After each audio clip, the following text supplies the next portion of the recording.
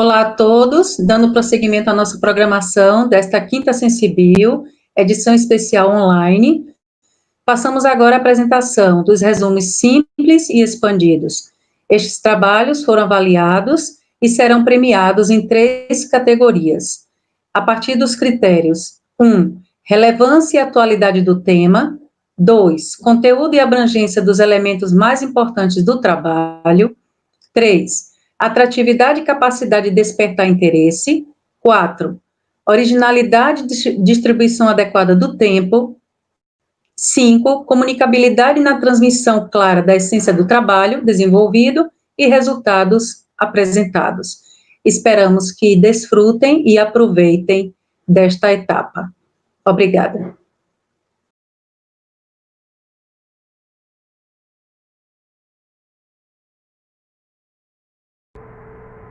Olá pessoal, bom dia. Meu nome é Ailton Santos Carneiro, sou estudante da Universidade do Estado da Bahia, com Dois Alagoinhas. Irei hoje falar um pouco sobre o meu trabalho, que é desenvolvido lá, que é aranha-faunas encontradas na bromélia tanque, Equima patentíssima em fragmentos de Mata Atlântica, no litoral norte da Bahia. Esse trabalho foi desenvolvido com apoio e ajuda do meu colega amigo Everton Santos Neves, e de meus professores Lisovaldo Paixão e Maria Dolores Rocha.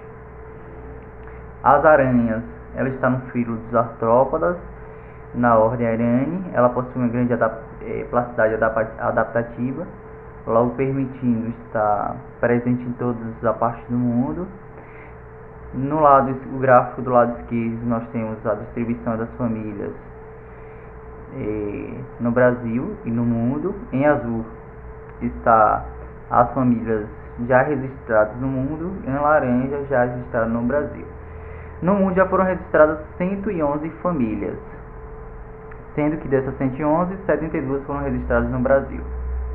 Então, mais da metade das famílias elas foram registradas no Brasil. E no lado direito nós temos a distribuição a nível de espécies registradas no Brasil e no mundo. Em azul está as espécies já registradas no mundo, em laranja no Brasil. As espécies já registradas no mundo foram 42.055 espécies, já no Brasil 3.203 espécies. Ou seja, as famílias identificadas no Brasil foram mais da metade, mas as famílias já registradas a nível de as espécies elas não foram tão registradas, porque são poucos estudos hoje, atualmente no Brasil, voltados ao grupo das aranhas. Está muito escasso. Falando sobre o vegetal, Equima patentíssima, é impossível não falar sobre a complexidade vegetal, né, dessa bromélia, fornecendo assim um microhabitat para diversos animais, tanto vertebrados quanto invertebrados. Essa morfologia, né, essa complexidade vegetal é uma adaptação morfológica justamente para sobrevivências em ambientes mais secos, né? E com isso, em consequência, essas bromélias elas favorecem berçário, abrigo e proteção para diversos animais. Mas como o nosso foco são as aranhas, eu vim trazendo aí 3 imagens, né, mostrando a proteção, o abrigo e o berçário, fotos registradas por mim.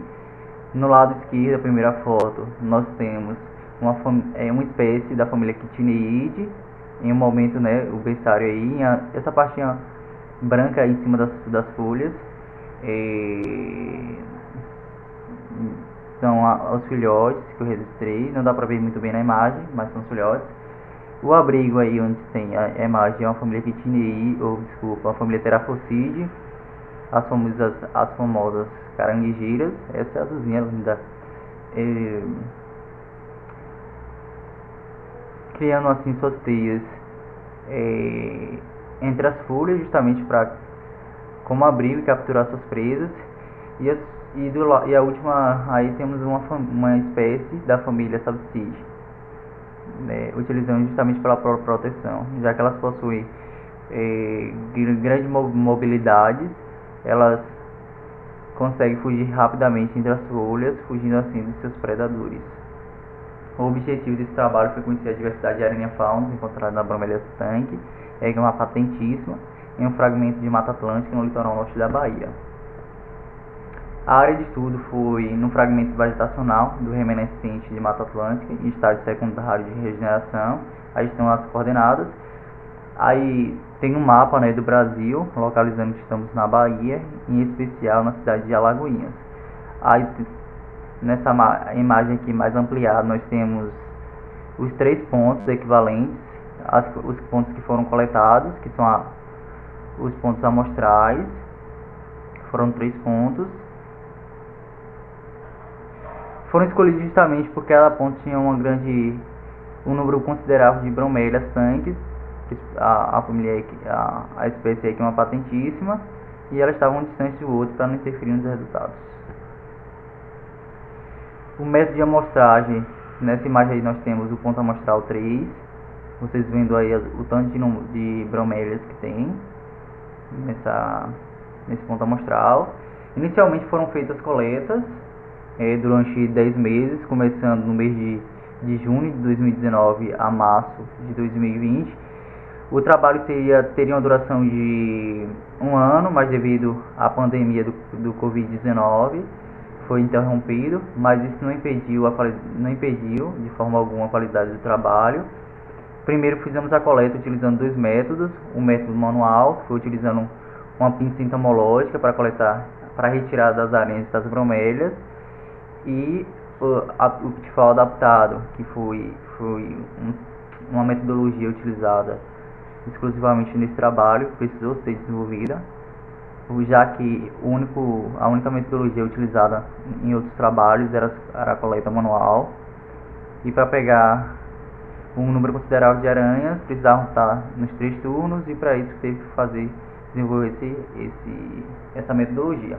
Essa metodologia foi utilizado um coletor universal contendo álcool e 2 gotas de detergente para quebrar a superfície da água, evitando assim que aranhas elas consigam sair do coletor. Logo após as coletas, as aranhas elas foram levadas ao laboratório de zoologia da universidade, onde ocorreu a triagem e identificação dos indivíduos, e posteriormente foram inseridas na coleção didática do museu do Campus 2. Os resultados encontrados nesse trabalho foram 7 famílias de aranhas, sendo a família Salticide, que é a espécie que está aí, ó, nessa foto aí é uma espécie de Salticide, foram as mais abundantes, sendo que a família Filistide e a Morobide foram as que apresentaram menos indivíduos, sendo que ambas as famílias apresentaram apenas um indivíduo. Isso, a nossa suposição, uma das nossas hipóteses é que essas duas famílias, essas espécies dessas famílias estavam só visitando, ou por acaso, algum tipo, mas não utilizavam as bromélias como nicho ecológico. As famílias encontradas foram a família Salticide, Terafocide, seguida por Araneide, Quitineide, Nefilide, Filistide e Amorobide. Aí tem o gráfico mostrando os meses do ano e a distribuição das espécies em cada gráfico, a abundância da família a abundância de famílias em cada mês. A família Salticide ela esteve presente em todos os meses do ano, desses 10 meses, e a família Filistide e Araneide elas apresentaram apenas no mês de julho e setembro, respectivamente, do ano de 2019. Aí temos a imagem de uma espécie da família Salticide e outra da família Araneide. Lembrando que encontramos 11 indivíduos da família Araneide, e todos esses indivíduos foram coletados exclusivamente no mês de setembro de 2019. Não houve nem outro indivíduo coletado nos outros meses subsequentes. Quando tratamos de bioindicadores de qualidade ambiental, todos os estudos são voltados principalmente a vertebrados e plantas superiores, e esquecemos que os artrópodos eles são ótimos indicadores de qualidade ambiental. principalmente as aranhas, por serem sensíveis às mudanças climáticas, principalmente aos fatores físicos e biológicos, e além de apresentar grande densidade populacional. Aos fatores físicos, as aranhas elas são muito sensíveis à temperatura, à precipitação, umidade, intensidade luminosa e ventos. Em contrapartida, elas são bem sensíveis mesmo aos fatores biológicos, como a altura da serrapilheira, tipo de vegetação, fornecimento de nutrientes, os competidores e os predadores, é claro. As aranhas com salticide, como já falei anteriormente, elas foram a família mais abundante, encontrada na Equima patentíssima, principalmente porque utilizam as bromélias como refúgio contra predadores. Já a família Theraphosidae e Quitineide, elas usavam água acumulada na roseta como berçário natural. Essas plantas elas apresentam folhas em forma de roseta, para justamente contribuindo assim para o acúmulo de água e logo tendo muito detritos e nutrientes, criando um nicho ecológico favorável tanto para as aranhas quanto para outros artrópodes e vertebrados. Aqui temos as minhas referências. Eu agora agradeço principalmente ao meu professor Luiz Oswaldo por ter aceitado essa pesquisa, sendo que foi um trabalho inovador, tanto para mim quanto para ele. A professora Dolores Jorge, que hoje atualmente é minha orientadora, por todo o apoio, paciência e dedicação ao meu trabalho. E ao meu amigo Everton Santos Neves, que sempre me ajudou, me apoiou nas coletas, na produção da pesquisa e por ter muita paciência comigo. Obrigado a todos. E aí está meu e-mail, qualquer dúvida é só entrar em contato.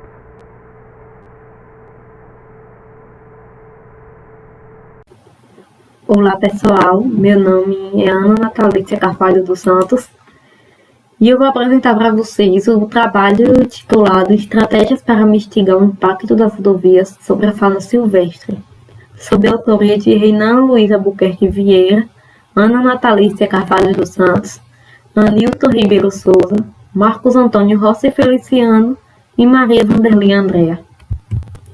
Então, a ecologia de estradas compreende uma ciência mitigadora fundamental para a avaliação da problemática entre os empreendimentos rodoviários e a biodiversidade, abordando características quanto ao tráfego de veículos, arquitetura, malha rodoviária, a densidade das estradas, possibilitando assim avaliar a influência desses fatores na dinâmica das espécies.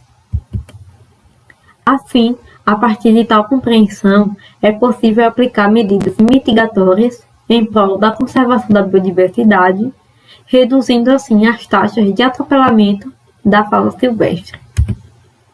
Objetivou-se, por meio dessa revisão crítica e sistemática de literatura, trazer uma compilação de dados para que se possa compreender e, consequentemente, auxiliar no planejamento, tomada de decisões e mitigação dos impactos das rodovias sobre a diversidade da fauna silvestre.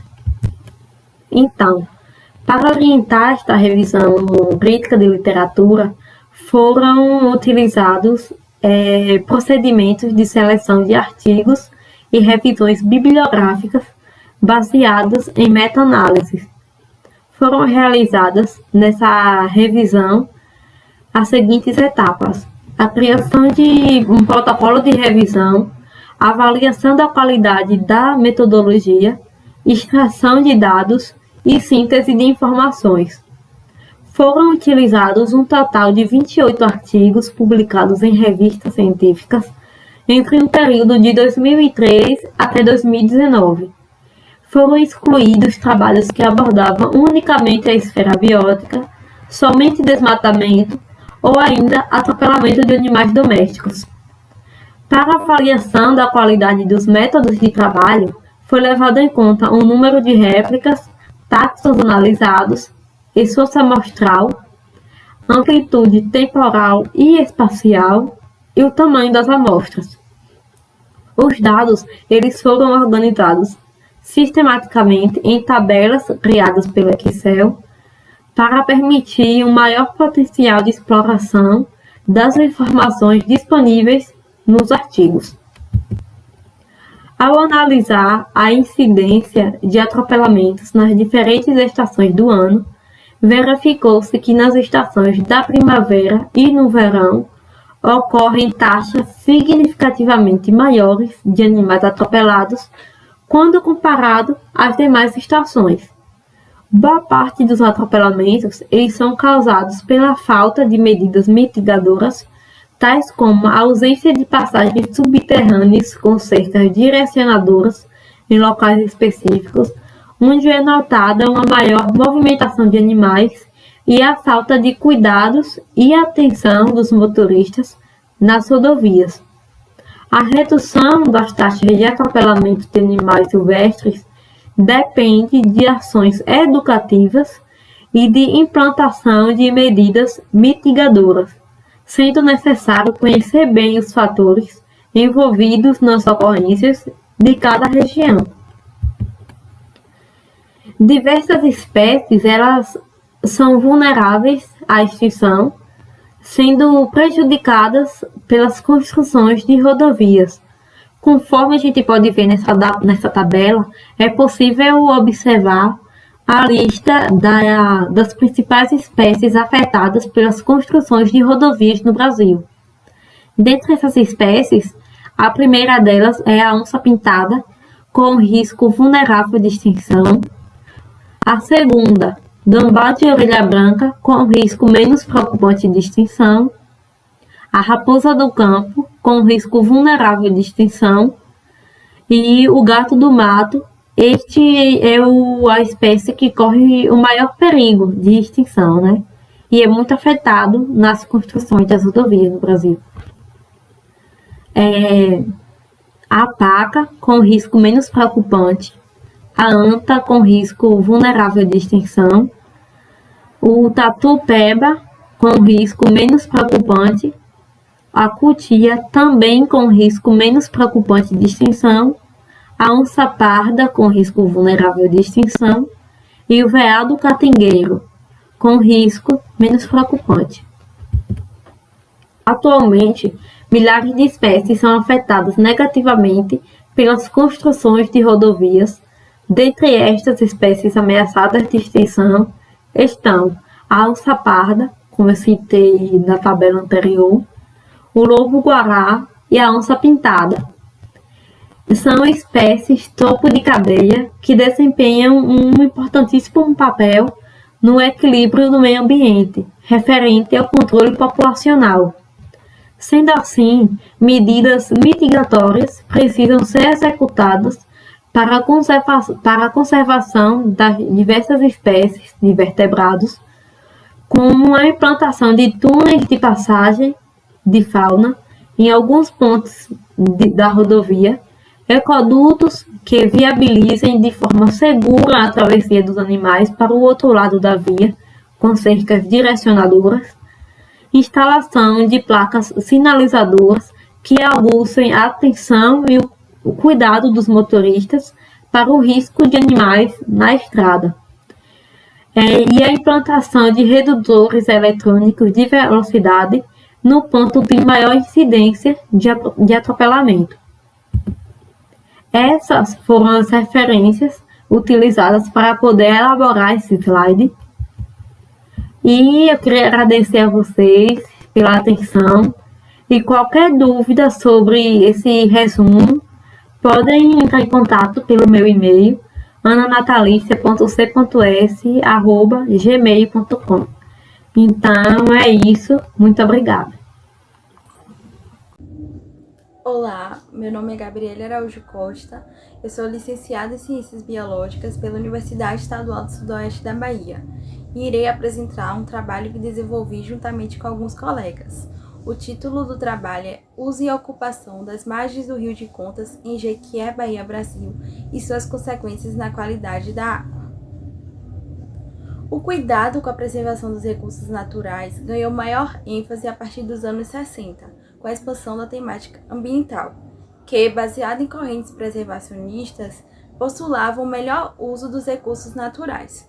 No que tange ao uso dos recursos hídricos, possibilita uma discussão mais acirrada acerca da preservação dos mesmos, pois, embora haja uma abundância na superfície do planeta, a sua destinação não é totalmente para o consumo, e estima-se que apenas 3% das águas elas sirvam para este fim. Estudos acerca da qualidade da água em uma bacia hidrográfica não se limitam a uma análise apenas do canal fluvial, uma vez que é possível, a partir de levantamentos como este, efetuar uma relação com o manejo do solo nas proximidades e a sua influência nos fatores que alteram os padrões naturais dos recursos hídricos. Compreende-se assim como as ações humanas associadas aos fatores naturais atuam no local e contribuem para o rompimento do equilíbrio natural. E, com a evolução e o desenvolvimento das atividades humanas, a qualidade da água está sendo prejudicada. E, tendo em vista a relação existente entre os vários cursos d'água, a possibilidade de uma alteração prejudicar uma grande área é iminente. Tendo em vista a importância do Rio de Contas e o cenário atual de poluição em que se encontra, o objetivo do trabalho foi a caracterização da qualidade hídrica e nível de impacto de 3 pontos do Rio de Contas, analisando as características ambientais e físico-químicas da água. Foram 3 pontos amostrais: o Distrito Industrial, Barragem de Pedras e Fazenda Velha. Para os indicadores ambientais, a gente utilizou uma matriz de impacto de acordo com Sardinha et al. 2007 para a determinação visual do entorno dos pontos. E os indicadores analisados foram cobertura vegetal, fauna, lixo, saneamento, erosão, riscos à saúde, som e danos à paisagem. Também realizamos a classificação desses impactos a partir dos intervalos de valores previamente determinados. E, para análise das propriedades da água, recolhemos 2 amostras de água em cada ponto em um frasco âmbar, que totalizou 6 frascos. No primeiro frasco de cada ponto, utilizamos o método de Winkler para a fixação de oxigênio dissolvido. E no segundo frasco, que não foi fixado, a gente mediu a temperatura da água com um termômetro. No laboratório de ecologia, essas amostras de oxigênio dissolvido, elas foram submetidas à titulação e foi realizado o cálculo de oxigênio dissolvido. E as amostras que não foram fixadas, a gente mediu o pH, a alcalinidade total e a condutividade elétrica da água segundo o método de Pinto-Silva 2002. E, além disso, também foi realizado o cálculo de alcalinidade total, que posteriormente foi convertido em carbonato de cálcio. Na primeira tabela, nós temos a classificação dos impactos de acordo com o intervalo de valores. E na tabela 2, nós temos a classificação para cada ponto amostral a partir da observação das características ambientais. A Barragem das Pedras foi o ponto de maior impacto devido à degradação da mata ciliar, à ocupação humana no entorno e os processos erosivos. Já o Distrito Industrial e a Fazenda Velha tiveram impacto moderado, apresentando o Distrito Industrial o menor índice. No entanto, podemos constatar o comprometimento da qualidade da água devido ao lançamento de dejetos industriais. Aqui a vista do Rio de Contas no Distrito Industrial. Aqui a vista do Rio de Contas na Fazenda Velha. E aqui a vista do Rio de Contas na Barragem de Pedras. Na tabela 3, nós temos os valores das variáveis físico-químicas analisadas nos diferentes pontos amostrais. A temperatura média foi de 28,3 graus. O pH teve uma média de 6,6. A condutividade elétrica teve uma média de 317 microsiemens por centímetro. A alcalinidade total, uma média de 56,7 mg de carbonato de cálcio por litro e 9,6 mg por litro de oxigênio dissolvido. A partir destes dados, pode-se observar que o despejo de esgoto ele provoca o aumento da concentração de sais levando ao aumento da condutividade elétrica e, consequentemente, à diminuição da taxa de oxigênio dissolvido, como podemos verificar no Distrito Industrial. A partir deste trabalho, podemos concluir que o Rio de Contas, na região de Jequié, ele vem sofrendo diversos impactos decorrentes das ações antrópicas, como a industrial, que são prejudiciais à qualidade da água e à saúde humana, da fauna e flora. Então, torna-se necessário a adoção de medidas e políticas de preservação e proteção mais atuantes para o uso consciente e a conservação do recurso hídrico. Aqui estão as referências utilizadas para a realização desse trabalho. Eu gostaria de agradecer ao evento pela oportunidade. Obrigada.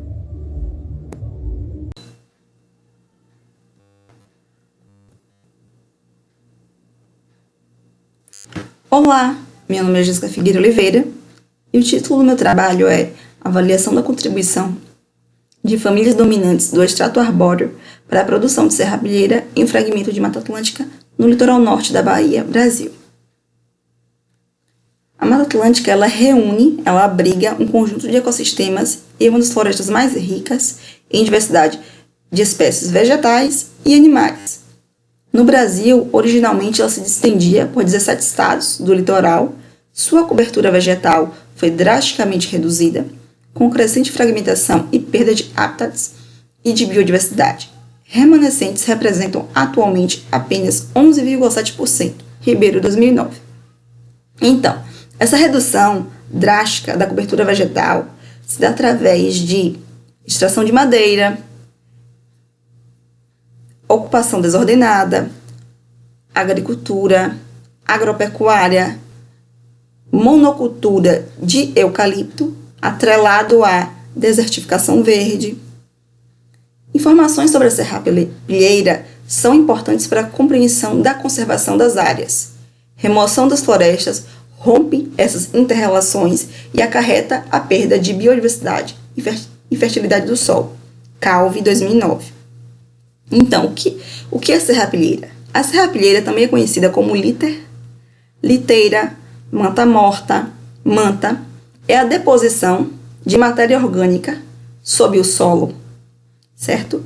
Essa deposição, essa camada de matéria orgânica, ela vai proteger a superfície do solo contra os raios solares. Os raios solares eles não vão penetrar. Ela mantém a umidade, ela dá condição de germinação de diásporas, ela também é apta de fauna e grande acervo de sementes em estado de dormência, Braga. No Nordeste do Brasil, estudos sobre a contribuição das famílias dominantes do extrato arbóreo na produção de serrapilheira é escasso, principalmente nos estádios sucessionais da fragmentação. Então, qual foi o objetivo desse trabalho? O objetivo desse trabalho teve como propor uma metodologia para avaliar a contribuição de famílias dominantes do extrato arbóreo para a produção de serrapilheira em um fragmento de Mata Atlântica do litoral norte da Bahia, Brasil. Material e método.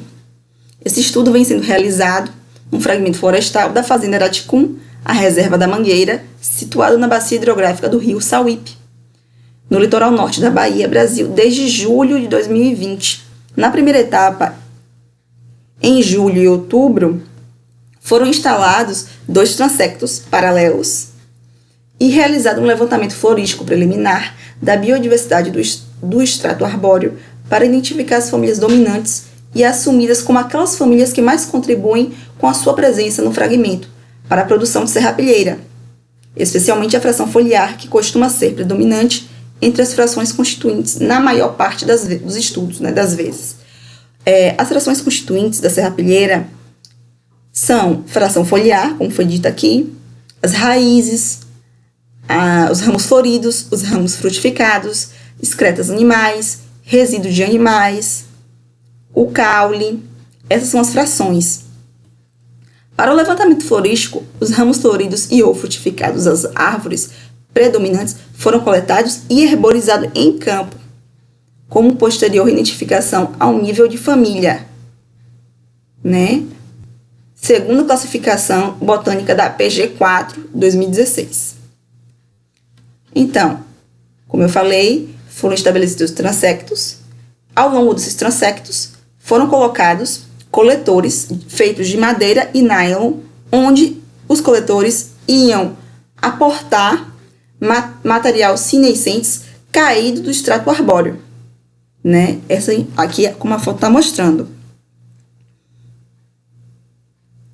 Então, os resultados em discussão.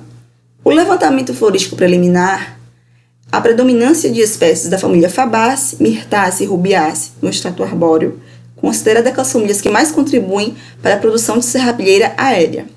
Bem, temos aqui 2 exemplares que são da família Myrtaceae, né? A Myrcia guianensis e a Myrcia decorticans, né? Essas fotos foram cedidas por a pesquisadora Wilma Santos Silva. Só a nível de curiosidade mesmo, a distribuição da serrapilheira ela é neotropical, subtropical e pantropical, certo? E segundo o Henry Lorenzi e Vinícius Souza, é uma família muito abundante, grande, né? Tem 130 gêneros e mais de 4.000 espécies. Ela possui uma grande importância ecológica e sua presença indica um bom estado de conservação. Poucos estudos ressaltam a relação na contribuição para o aporte do material à serrapilheira. Atrelada como indicador de conservação pela riqueza de espécies, fonte de recursos tróficos, como flores para o serviço ecossistêmico, da polinização e dos frutos suculentos e carnosos, como alimento para a fauna silvestre e atrativo para a dispersão zoocórica das sementes, diversidade de hábitats e aporte de serrapilheira foliar como garantia de ciclagem de nutrientes. Piso e Gressler. Bem, então qual a conclusão que chegamos? No levantamento florístico, as famílias que predominaram foram Fabaceae, Rubiaceae e Myrtaceae no extrato arbóreo e estão sendo consideradas aquelas famílias que mais contribuem para o aporte de serrapilheira. Bem, aqui estão minhas referências. E aqui vai meus agradecimentos à minha orientadora, professora doutora Maria Dolores Ribeiro Orge, a professora doutora Mara Rojane Barros de Matos, à UNEB e ao Programa de Bolsas de Iniciação Científica, o PICIM, a Enéas Lima Santos, a Evanildo Lima Santos, como é carinhosamente conhecido NIL, pela logística e pelo apoio na execução do trabalho em campo. Aqui meu obrigado, né?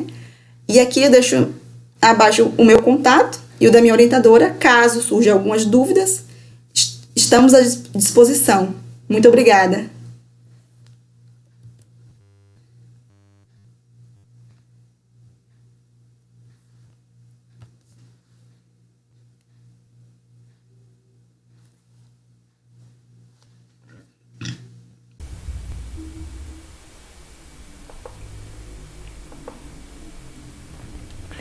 Olá, o meu nome é Lázaro, eu sou formado em Biologia pelo Instituto Federal Campus Santo Inês da Bahia. Vou apresentar o trabalho chamado Ecologia Teórica, uma breve análise da produção acadêmica no Brasil. Trabalho esse realizado por mim, pela Thaís Marques e pelo professor Francisco. Nós 3 somos do Instituto Federal Baiano, né, Campus Santo Inês. E esse trabalho ele surge dentro de uma proposta da epistemologia científica. A ecologia enquanto ciências, ela existe dentro de um aparato matemático, estatístico, experimental, na qual se baseia principalmente por análises, principalmente atual, né, na contemporaneidade, por modelagens matemáticas, por um rigor científico robusto, em qual o empirismo, o experimento tem um peso muito grande. No entanto, nessa empreitada científica, né, durante o percurso científico, o conceito, a teoria, a base epistemológica das ciências, o saber como sabemos, é de extrema importância.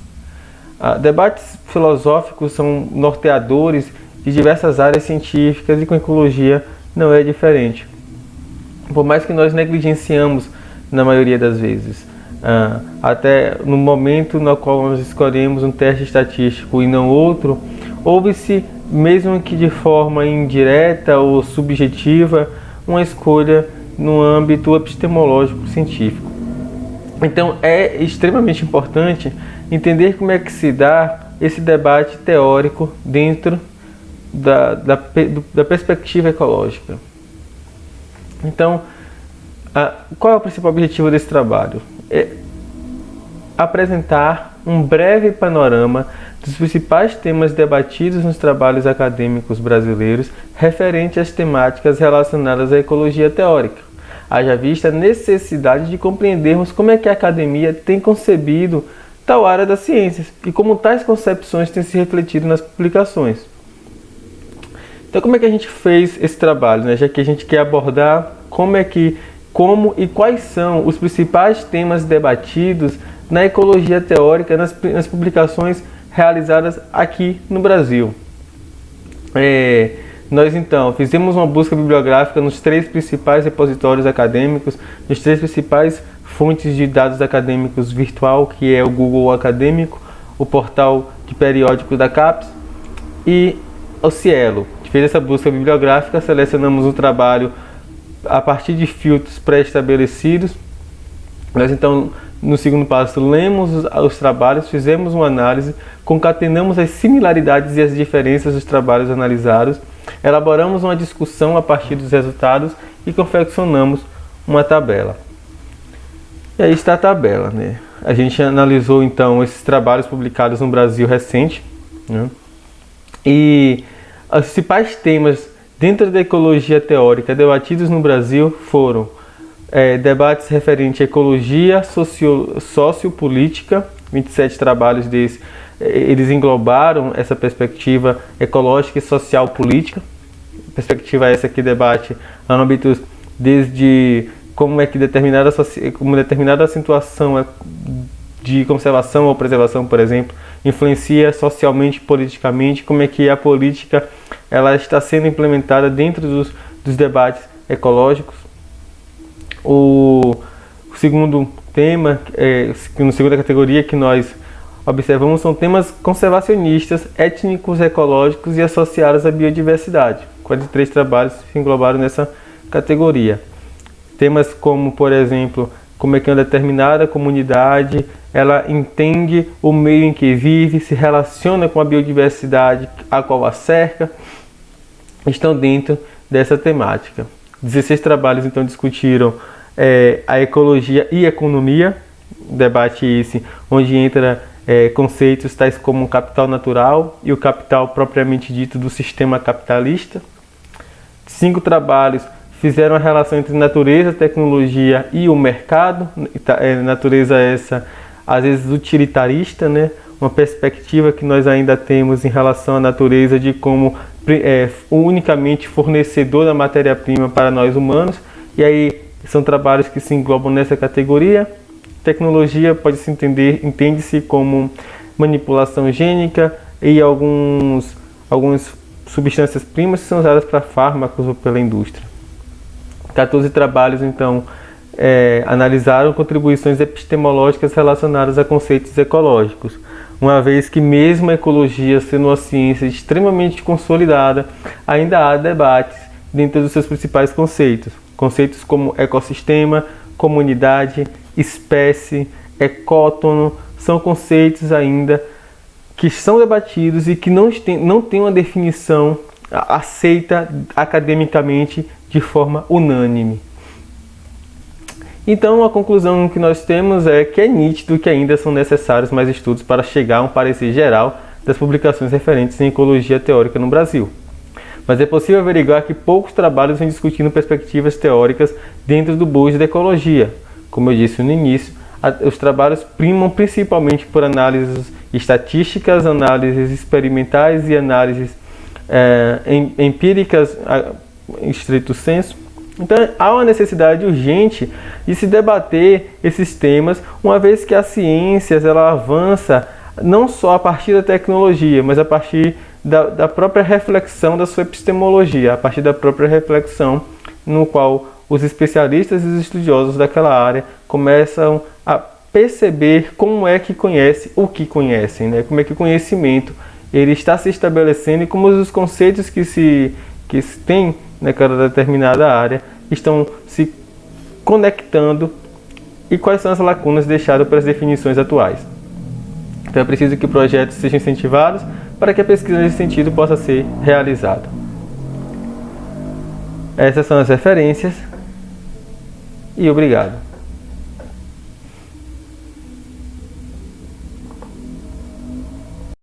Olá, gente! Hoje eu vou apresentar para vocês um trabalho que tem por título Uso do Proximity como indicador de áreas prioritárias para conservação.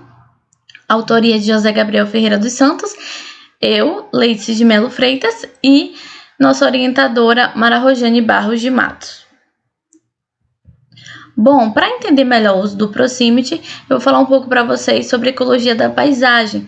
A ecologia da paisagem nada mais é que as ciências que estudam a heterogeneidade espacial dos seus efeitos sobre processos ecológicos e a importância dessas relações em termos de conservação da biodiversidade. Estudos de ecologia da paisagem relacionados à heterogeneidade de qualquer paisagem, seja ela em diferentes escalas, como podemos observar na figura ao lado, em um planeta, em escala maior, um continente, em outras escalas de região, um determinado panorama ou até um ecossistema local. A heterogeneidade e essas relações, né, envolvidas seria tudo que está relacionado a determinado local, a sua topografia, solo, umidade, hidrologia, vegetação, fogo, desmatamento, fragmentação, hidrografia e entre outros fatores que podem estar ali se relacionando ecologicamente.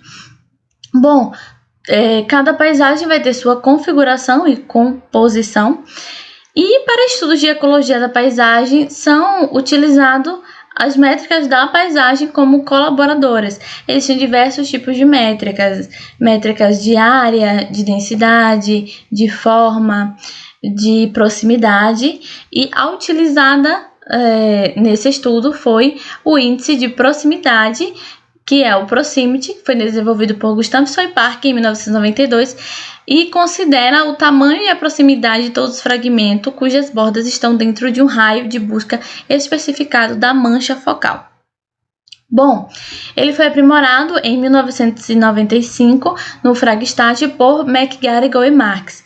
O Fragstat usa a distância entre o fragmento focal e cada um dos outros fragmentos dentro de um raio de busca semelhante do índice de isolamento, ao invés da distância do vizinho mais próximo. Bom, para entender melhor esta métrica, né, esse cálculo, ele é feito a partir dessa fórmula, que é o Prox, que é o Proximity, né, é igual à soma da área do fragmento dividida pela distância quadrada mais próxima da borda entre o fragmento focal e todos os fragmentos, cujas bordas estão dentro de uma distância específica do fragmento focal. As distâncias vão do centro de uma célula ao centro de outra célula. Bom, para entender melhor o que significa cada símbolo da fórmula, né, eu trouxe aí os significados do fragmento do vizinho específico, do fragmento focal, da distância, entre esses fragmentos, a base desse cálculo e o centro dessas células aí, para obter melhor resultado. Bom, o objetivo desse trabalho é realizar um levantamento do grau de isolamento das manchas de remanescentes florestais que ocorrem na bacia hidrográfica do rio Sauípe com o uso da métrica Proximity, indicar áreas prioritárias para a conservação com base na quantidade de habitat disponível, propor ações para diminuir o impacto de fragmentação nessa área. Bom, a figura 1 é o mapa de localização da bacia hidrográfica do rio Sauípe, com os remanescentes florestais que foram mapeados na área. A bacia está localizada aqui no estado da Bahia, nos municípios de Alagoinhas, Araçás, Entre Rios. A maior parte dele está no município de Alagoinhas. A bacia tem aproximadamente 23 mil hectares e na paisagem local formados por tipos vegetacionais como cerrado, floresta ombrófila densa, floresta estacional semidecidual e áreas de transição e monocultivo de eucalipto. Bom, inicialmente foi feita a delimitação dos fragmentos florestais usando o sistema de informações geográfica. Os fragmentos foram mapeados a partir do ArcGIS, né, por fotointerpretação, foram delimitados com polígonos, totalizando 484 fragmentos. Rodamos as métricas para esses fragmentos a partir do VLEIT, que é uma extensão do próprio ArcGIS, e já com os índices de proximidade, podemos analisar o menor grau de isolamento, maior quantidade de habitat disponível dentro do limite de até 100 metros. Foi escolhida a distância de 100 metros, pois é uma distância considerável para muitas espécies conseguirem atravessar de uma distância para outra e assim não comprometendo a conexão e o fluxo gênico dessas manchas, colaborando para o desenvolvimento e sobrevivência das populações. Bom, após esta análise, foram feitas definições de áreas prioritárias para conservação. Com base nos índices de área e cobertura da bacia, apenas 10,89% de cobertura vegetal nativa dos 484 fragmentos. Destes 484 fragmentos, 78% deles são menores que 5 hectares, apenas 22% é maior que 5 hectares e apenas um fragmento dos 484 é maior que 100 hectares. Então, é perceptível que a bacia do Rio Sauípe está altamente fragmentada. Quanto mais fragmentada uma área estiver, maior serão os efeitos de borda, descontinuidade de bioma, limitação de recursos em fragmentos isolados, interferência da distância no desenvolvimento. Bom, os arquipélagos considerados prioritários para a conservação são os que possuem fragmentos ou manchas maiores e estão conectadas dentro do limite de até 100 metros. Como exemplo desse arquipélago, podemos observar no primeiro círculo, né, esses fragmentos que estão conectados dentro aí do que seria esse limite de até 100 metros, formando aí essa união que seria esses arquipélagos. Porém, os fragmentos pequenos também desempenham um importante papel, possibilitando a conexão entre fragmentos, que seriam os stepstones ou os trampolins ecológicos, né, que possibilita o condicionamento para suporte da biodiversidade. Mesmo não existindo os corredores ecológicos, eles podem servir como ponte, colaborando para o fluxo aí dos animais, né, já que a distância de um fragmento grande para outro é muito maior, eles podem passar primeiro pelos fragmentos pequenos até chegar aos fragmentos maiores.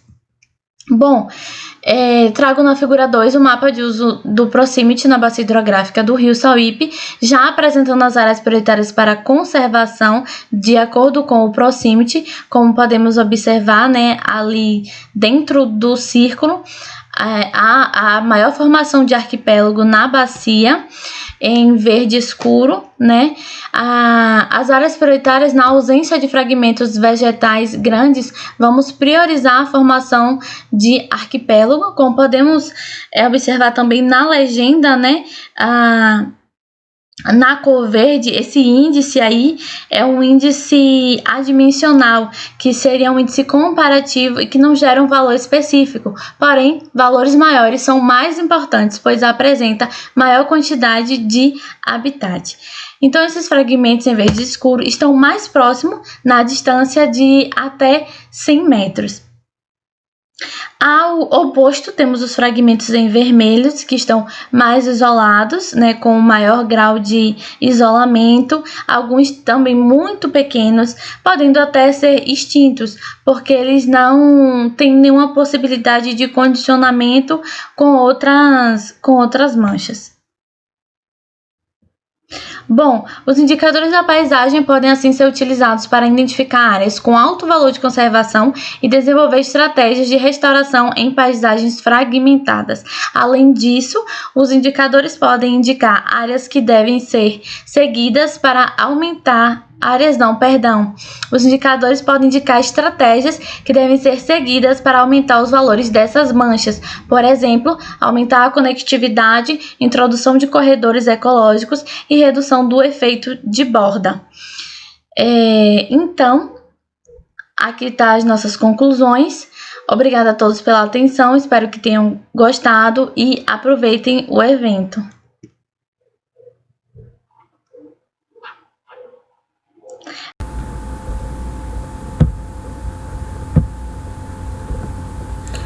Olá, meu nome é Liliane Silva de Jesus, sou graduada em Ciências Biológicas pela Universidade do Estado da Bahia, Campus 2, e atualmente sou mestranda no programa de pós-graduação em Biodiversidade Vegetal.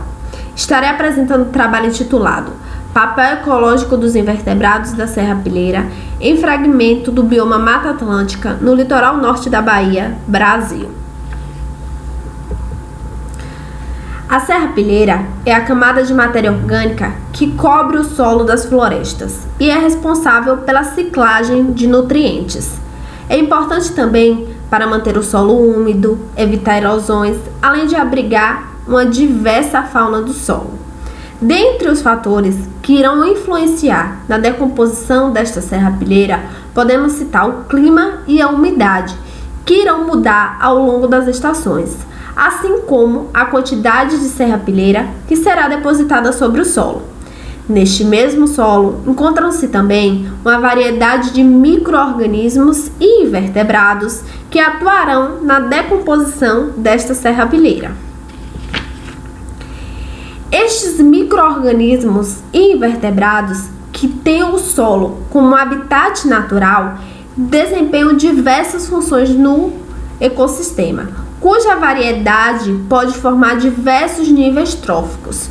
Eles podem ser considerados detritívoros, herbívoros e carnívoros, e podem ser classificados também como microfauna, mesofauna e macrofauna, de acordo com o seu tamanho, que estará intimamente ligado também com a sua função ecológica.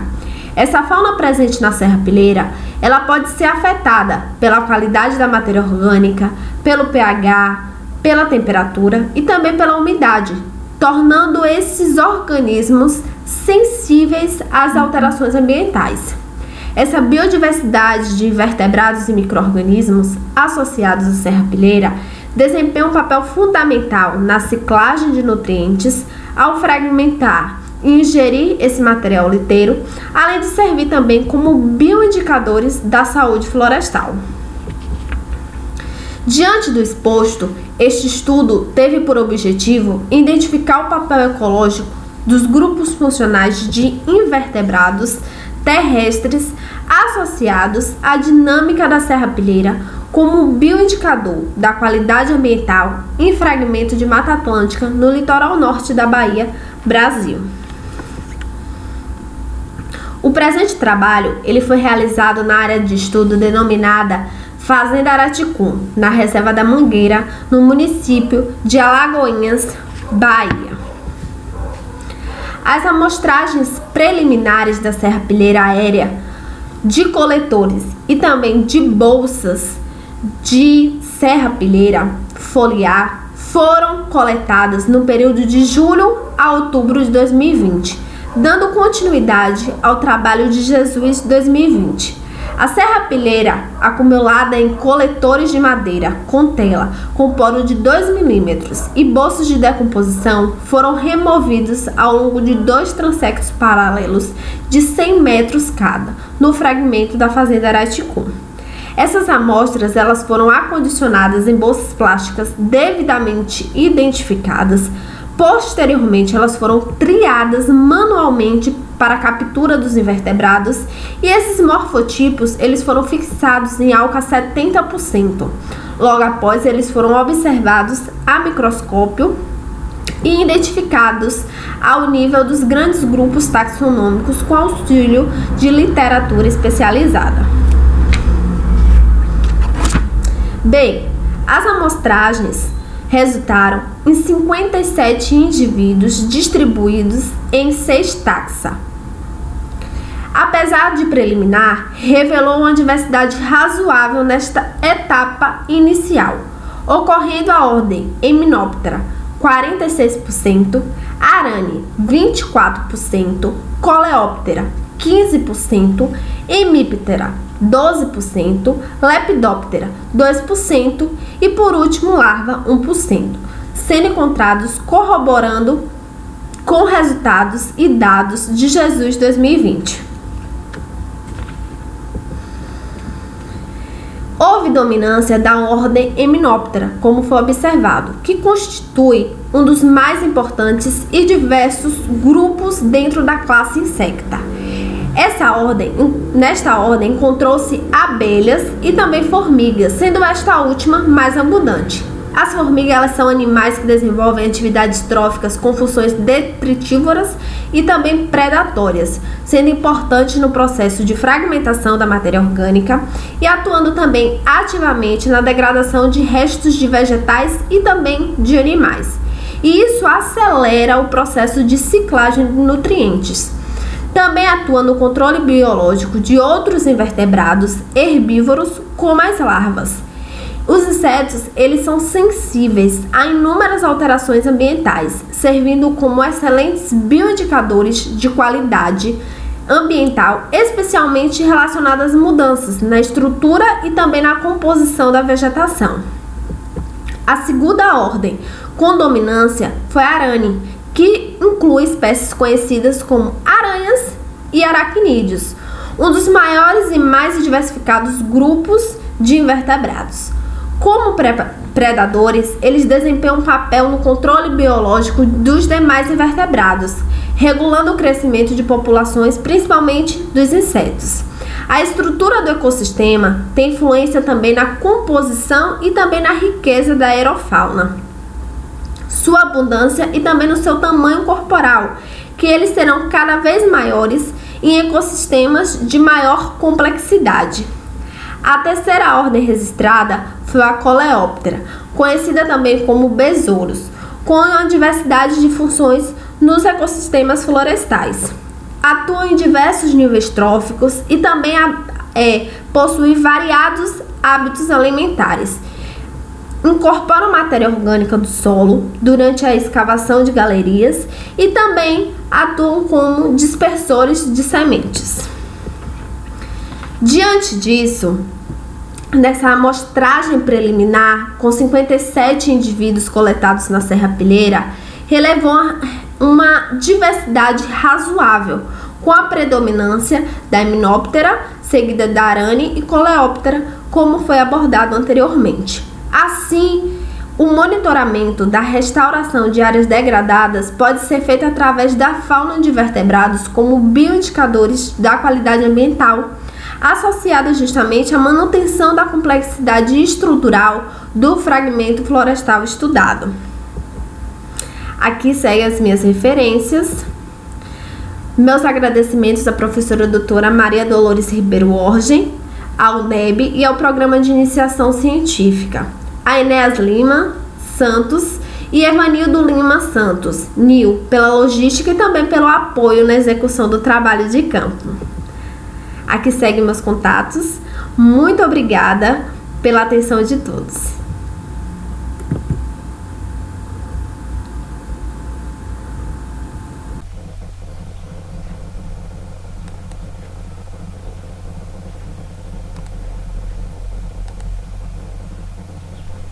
Olá a todos e a todas, meu nome é Ludmila Luz, eu irei apresentar o trabalho intitulado Caracterização Ambiental da Bacia Hidrográfica do Rio Catu, Bahia, Brasil.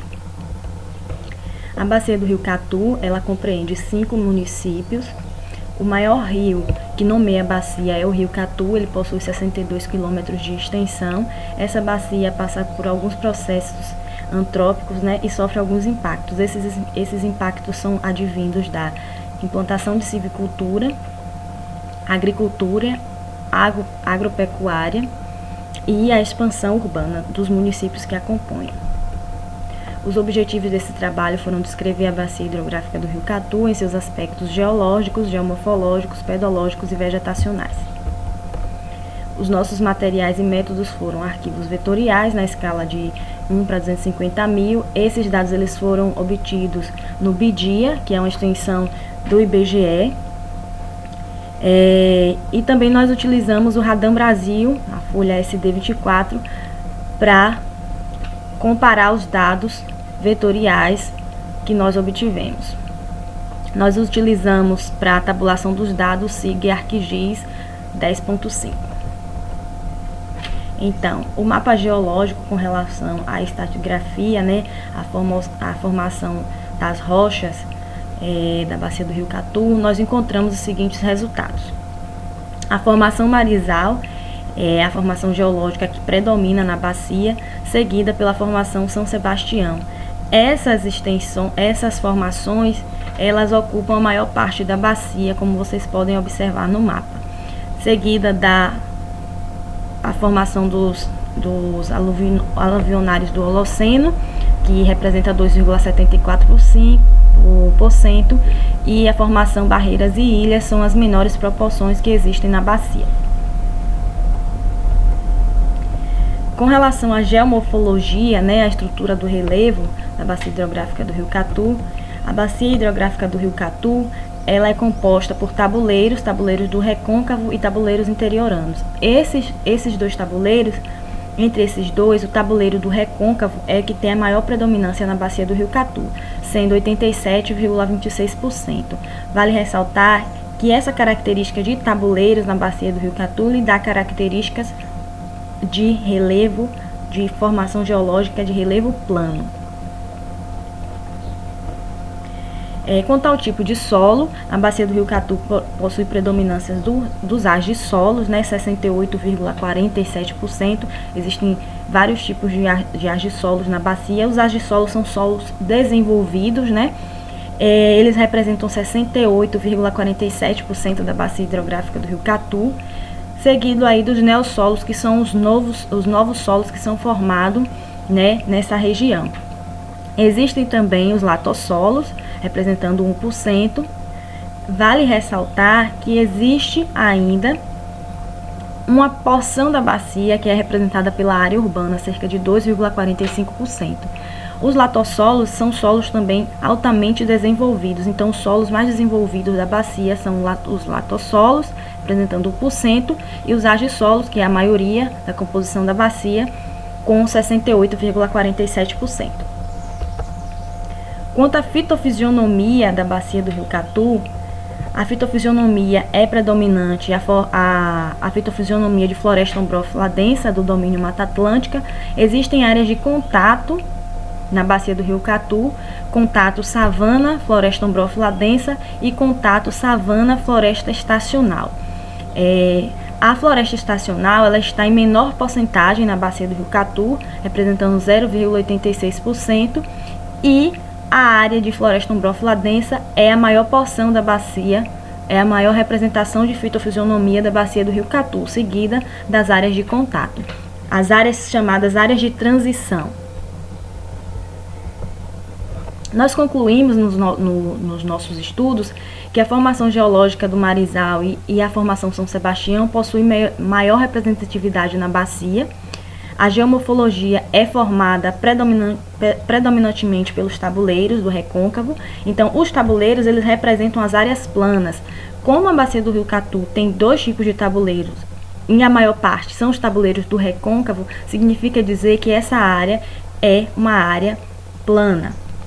Quanto à constituição pedológica, né, a bacia possui dominância na classe de argissolos. Então, como eu falei anteriormente, os argissolos eles são solos que são bem desenvolvidos. Então, os solos da bacia do Rio Catu são, em sua maioria, tem uma composição, a maior parte, né, a composição de argila, por se representar os argissolos. E quanto à fitofisionomia, a fitofisionomia é considerada como diversa, mas existe a predominância da floresta ombrófila densa, que é uma fitofisionomia do domínio Mata Atlântica. Mas existe uma questão a ser considerada aqui. Esses fragmentos florestais que existem na bacia do Rio Catu, eles estão suscetíveis a alto grau de perturbações advindos das diversas ações antrópicas que foram citadas anteriormente. Então, esta vegetação da bacia do Rio Catu, ela se encontra muito fragmentada, encontra-se muito vulnerável. Aqui estão as nossas referências. Obrigada. E aqui eu encerro minha apresentação. Olá, me chamo Michel de Jesus Rodrigues, sou aluno do curso de Bacharelado em Ciências Biológicas do Centro Universitário Jorge Amado, orientado pela professora e coordenadora do curso, a doutora Camila Magalhães Pigoso. Irei apresentar sobre a dipterofauna visitante floral e as espécies visitadas em um remanescente urbano de Mata Atlântica no entorno do monumento da Pedra de Xangô, Cajazeira, Salvador, Bahia. Os estudos de levantamento são a chave para a conservação da biodiversidade, uma vez que os polinizadores possuem um papel importante no sucesso reprodutivo e fluxo gênico de muitos grupos importantes de plantas agrícolas e florestais. E a diversidade de espécies vegetais em ecossistemas tropicais é muito alta quando comparada com as de outras regiões. E a família Sifte é considerada a família mais importante de Diptera no que diz respeito à polinização. E a polinização é a transferência do pólen entre as partes masculina e feminina da flor, que permite a fertilização e a reprodução. Este trabalho tem como objetivo geral identificar a dipterofauna visitante floral e as espécies visitadas em um fragmento de Mata Atlântica do Parque em Rede Pedra de Xangô, localizado no município de Salvador, contribuindo assim para o conhecimento da diversidade da fauna e flora no estado da Bahia. Tendo como específicos inventariar as espécies da dipterofauna visitante floral e flora visitada presentes nesse fragmento, analisar a variação espacial e temporal das comunidades da dipterofauna visitante e do uso dos recursos florais, buscando compreender se no fragmento estudado oferece condições para a manutenção da fauna e os aspectos ecológicos das flores que podem influenciar a sua visitação. As observações foram feitas de junho de 2019 a fevereiro de 2020, aqui a área de estudo, onde foi dividida em 4 áreas. Em vermelho, área 1, verde, área 2, azul, área 3, lilás, área 4. E dentro dessas áreas foram colocados 2 pontos de coleta, exceto na área 1, com apenas 1 ponto. A metodologia no campo. As coletas eram mensais, com chegada a campo às 7 e término às 17 horas. O primeiro passo era medir a temperatura e luminosidade, além de anotar o horário que a coleta estava sendo iniciada. Feito isso, as coletas desses indivíduos eram iniciadas com a rede tomológica ao fazer as visitas. Coletados esses indivíduos, eles eram eutanasiados em câmara mortífera, contendo acetato de etila. Em seguida, colocados em frascos individuais, contendo informações da área, ponto e hora que foi coletado. As plantas visitadas tiveram ramos férteis coletados para arborização. Fotos foram tiradas para ajudar na construção de um portfólio de identificação para auxílio em campo. A metodologia pós-campo. Após a coleta, os dípteros foram alfinetados, colocados para secar em uma estufa a 50 graus por 24 horas. Em seguida, foram identificados. Foram coletados 155 indivíduos da dipterofauna, com 9 espécies identificadas e 4 morfotipos ainda não identificados. Essa tabela verificamos as espécies de dípteros coletados, onde podemos observar a predominância da família Sifte. Sobre a fauna visitante, houve a maior abundância da papoda furcata, com 88 indivíduos, seguido pela Merodon equestris, com 35 indivíduos, ambas as espécies da família Sifte, e conforme a ruda, a papoda furcata provavelmente ocupou uma posição elevada nas relações de dominância entre as espécies da família. Sobre a flora visitada, o destaque vai para 3 espécies vegetais. Em primeiro lugar, com 46% das visitas, a Melapódia divaricatum, seguido com 19% das visitas, que é a Geraton conizoides. Em terceiro lugar, com 9% das visitas, a Titônia diversifolia. Sobre a flora visitada, foram 17 espécies vegetais, 9 famílias botânicas sendo visitadas, né, com destaque para a família Asterácea, com maior número de espécies visitadas, correspondente a 77%, né, e acredita-se que as diferenças na frequência e abundância das visitas se devem à morfologia floral, né, formas florais mais simples, né, com maior acesso aos recursos florais, o formato da proposta e do labelo das espécies visitantes, que pode ser um fator importante no seu hábito forrageador, além da abundância da família na área. Esse gráfico verificamos a variação mensal, né, encontrada na área de estudo, onde podemos observar aí 3 meses, né, com maior abundância dessas visitas. Em 1º, junho, né, com 39, setembro com 43, outubro com 29 indivíduos. Esse outro gráfico verificamos a variação diária, onde também podemos observar que temos aqui 2 picos, né, de visitas entre o horário das 9 às 10, né, que foi coletado 59 indivíduos, e no horário das 14 às 15 foi coletado 33, né, indivíduos. Sobre a variação temporal da fauna visitante, né, nos meses mais chuvosos houve uma menor abundância, né, dessas moscas.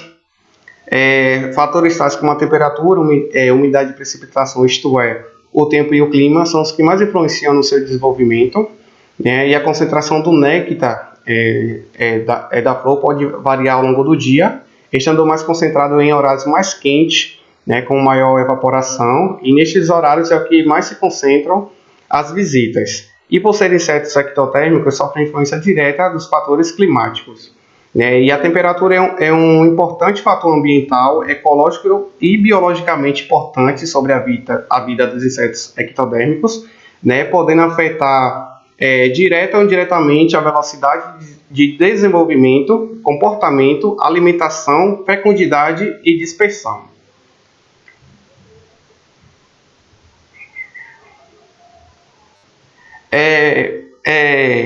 E por fim, conclui-se que as espécies de Asterácea são importantes na manutenção da comunidade díptera, né, visto que possui grande quantidade de flores e disponibilidade de recursos alimentares abundantes, e a área de estudo está sendo constantemente desmatada e recentemente utilizada para a construção de casas. Portanto, as estimativas de que as espécies de sífide a serem reconhecidas na área de estudo podem se tornar nulas, né, com o passar dos anos, pois, como foi observado a partir das amostragens, a redução do número de espécimes coletadas é bastante significativa, embora com efeito de condições climáticas adversas, tornando-se, assim, primordiais no levantamento da fauna e flora, né, de locais como a de Mata Atlântica, que estão em perigo de desaparecer. Gostaria de agradecer pela oportunidade e até a próxima. Olá, eu sou Raquel Almeida e vou falar um pouco sobre o estudo preliminar da serrapilheira aérea no bioma Mata Atlântica, no litoral norte da Bahia. Dando uma breve introdução, devemos lembrar que o bioma Mata Atlântica tem um longo histórico de degradação por conta da extração madeireira, produção agrícola e ocupação desordenada do solo. Além disso, há o processo de desertificação verde através dos plantios homogêneos de eucalipto. Dessa forma, o bioma sofre a denominada fragmentação florestal, que além de causar redução da biodiversidade, causa prejuízo aos processos ecológicos, como a ciclagem de nutrientes, uma vez que afeta a dinâmica da serrapilheira. Mas o que é serrapilheira? Ela corresponde à camada formada pela deposição de matéria orgânica sobre o solo, principalmente pela deposição da parte aérea senescente da vegetação. Além disso, ela conta com micro-organismos, como fungos e bactérias, e invertebrados, que são responsáveis pela degradação e decomposição da matéria orgânica. Essa matéria orgânica, ao ser degradada e decomposta, irá liberar nutrientes que serão solubilizados e irão ser absorvidos pelos sistemas radiculares, ou seja, pelas raízes das plantas do local. E assim ocorrerá a ciclagem de nutrientes. Dessa forma, os objetivos do presente trabalho consistirem em analisar a constituição da serrapilheira, a sua importância na manutenção dos processos ecológicos e o seu uso como indicador da qualidade ambiental em 2 fragmentos, com histórico e sem histórico de degradação no bioma Mata Atlântica, no estado da Bahia. Como material e método, resumidamente, tivemos primeiramente o levantamento bibliográfico por buscas no Google Acadêmico e em outras plataformas de consulta de acervos bibliográficos, e posteriormente houve uma análise de campo, que foi realizada em 2 trimestres, em julho e em outubro de 2020, nos 2 fragmentos de Mata Atlântica, que estão incluídos na bacia do rio Sauípe, sendo que o complexo vegetacional da UNEB Campus 2 corresponde à área com histórico de degradação e a Fazenda Araticum corresponde à área sem esse histórico. Vale ressaltar que esse trabalho deu continuidade ao trabalho realizado por Liliane Jesus de 2019 ao início de 2020.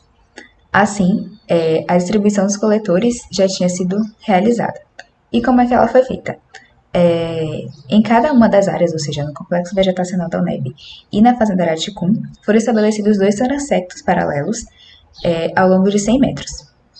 E aí foram instalados coletores de madeira e nylon, como ilustrados aqui na imagem, que servem para capturar os materiais senescentes da parte aérea das plantas que estão na região, que iriam compor essa serrapilheira.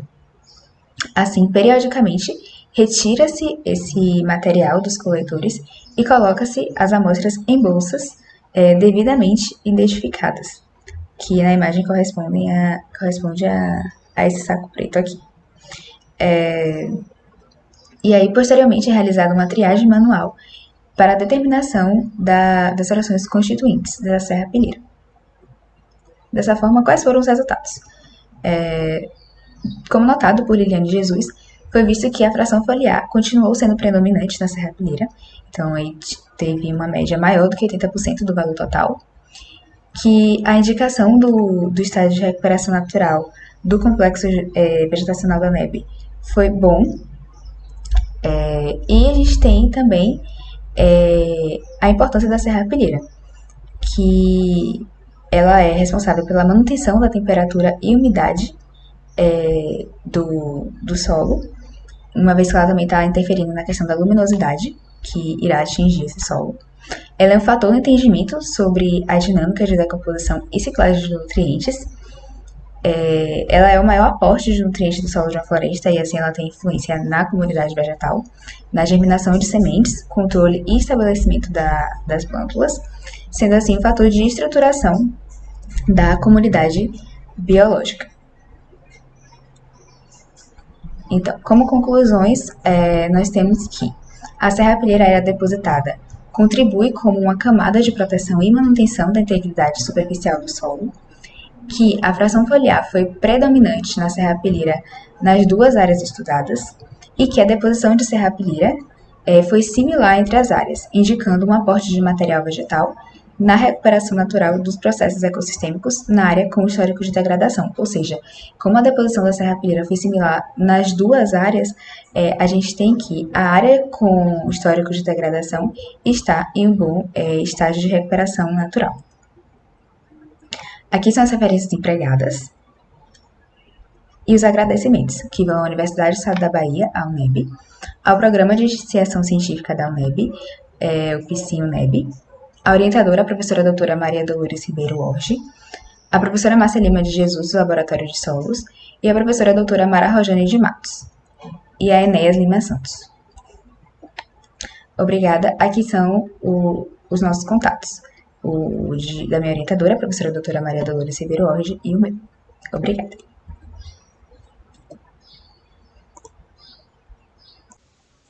Olá, meu nome é Everton Neves e eu vou apresentar o levantamento preliminar da diversidade de araniofauna em um fragmento de Mata Atlântica, Alagoinhas, Bahia, Brasil. Esse trabalho teve como colaborador Ailton dos Anjos Carneiro e como professores orientadores Maria Dolores Ribeiro Orge e Lisovaldo Nascimento da Paixão. A ordem aranha é uma ordem ampla e diversa. Isso devido à sua capacidade adaptativa, plasticidade de adequação e facilidade de dispersão. Por conta desses fatores, esses animais eles ocupam todas as áreas zoogeográficas do planeta, com exceção apenas dos polos. As aranhas são caracterizadas como predadores generalistas, exclusivamente carnívoras, e vão se alimentar principalmente de insetos, podendo se alimentar também de outras aranhas ou, em alguns casos, de animais vertebrados.